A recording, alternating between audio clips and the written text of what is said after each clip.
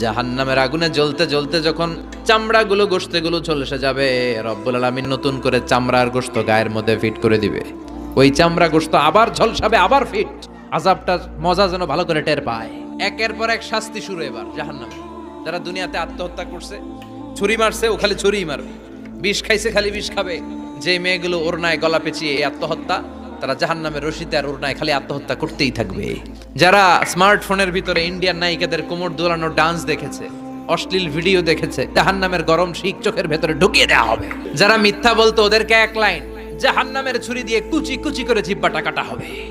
অন্যের জমি মেরে খেয়েছে এরকম ডাকাই তাছাড়া নাই, 7 জমিন ওর কাঁধে তুলে দেওয়া হবে। এবার ঘাড়ে কর।